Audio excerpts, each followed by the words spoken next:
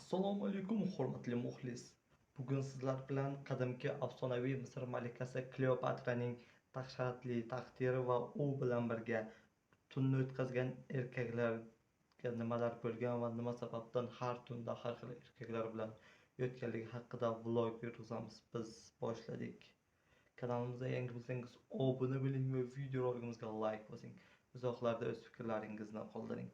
Qadimgi dunyo tarixchilarining va tarixining eng mashhur ayollari va ayol malikalaridan biri bo'lgan Kleopatra haqida ko'plab afsona va asotirlar yuradi.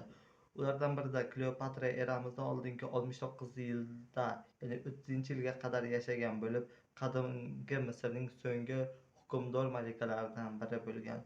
Uning otasi Ptolomey 12 dan keyingi taxtga o'tirgan malika hukmronlik yillarida mamlakat Rim istilosidan omon qolib, davlatchiligini mustahkamlashga erishdi.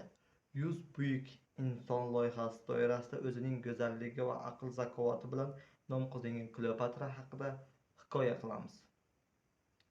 Kleopatraning uning tanasi va ayyorligidan boshqa ayollarga xos hech nimasi yo'q edi. Bu haqida nimalar deyish mumkin?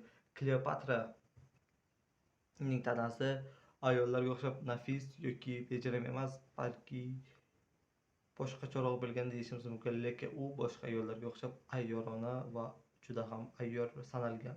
U juda ham ko'p Rim hukmdorlarini o'ziga jalb qilgan va tortgan deya olishimiz mumkin.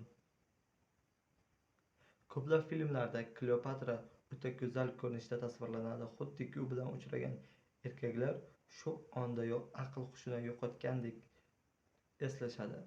Misol uchun Rim hukmdori Yuliy Sezar yoki Rimning bir necha hukmdorlari orasida bunday hodisa yuz bergan bo'ladi deyishimiz mumkin. Hamda Rim hukmdorlari orasida shunday bir ahmoqona deya olishimiz mumkin yoki shunday fikrlar borki, shunday urf-odatlar borki, hukmdorlar o'z orasida genini yo'qotmaslik maqsadida qarindoshlik yoki opa-uka, aka-singil nikohlari ham bo'lgan deya olishimiz mumkin.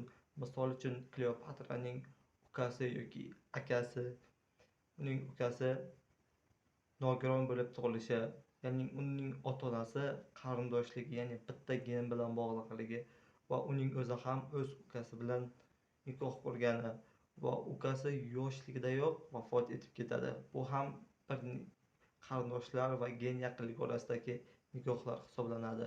Qadimgi Misrda shunday ahmoqona fikrlar va ahmoqona deya olishimiz mumkin bo'lgan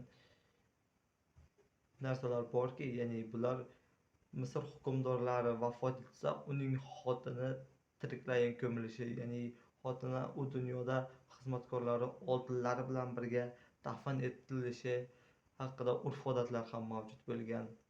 Bu qadimgi Misr urf-odatlari va sizlar bilan Behruz Ashraliyev.